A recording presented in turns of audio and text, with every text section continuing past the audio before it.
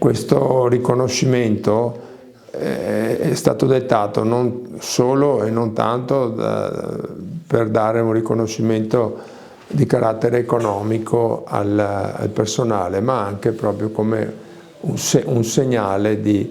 un grazie per tutto quello che hanno fatto, e se io posso festeggiare i miei 70 anni serenamente lo debbo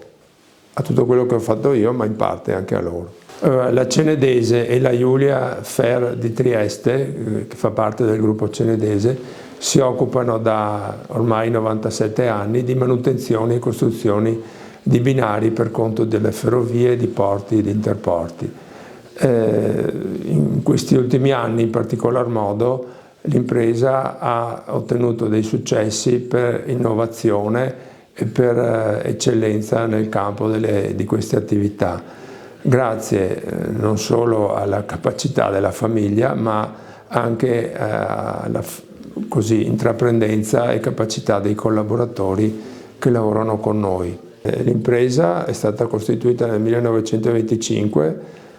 da mio nonno Annibale, che già comunque era capomastro, e l'ha iscritta alla Camera di Commercio di Treviso, per cui io ho voluto prendere il 1925 come riferimento di nascita ufficiale dell'azienda, che poi ha continuato a operare con mio padre Angelo Giuseppe, con me e con mio figlio Andrea. I progetti futuri ce ne sono in continuazione, perché noi soprattutto da qualche anno, ma soprattutto nei prossimi anni, raggiungeremo i 100 anni di attività con una innovazione particolare, perché abbiamo introdotto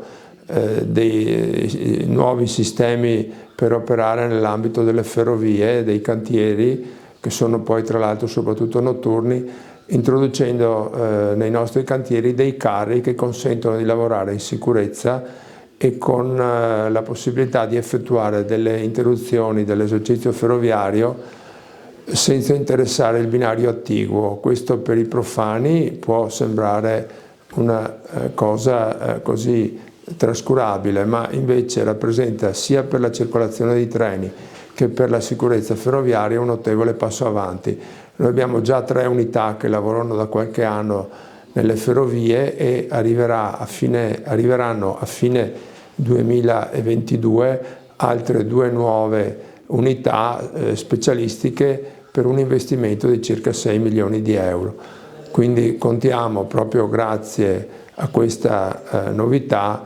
di operare in tutto il nord Italia, interessando i compartimenti ferroviari di Trieste, Venezia,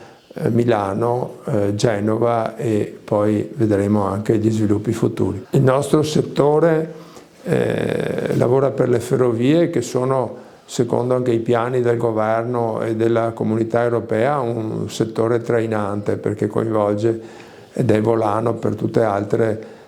attività e per l'indotto che crea. Quindi noi abbiamo la fortuna di essere in questo settore e di presidiarlo nel modo più eccellente che ci è consentito.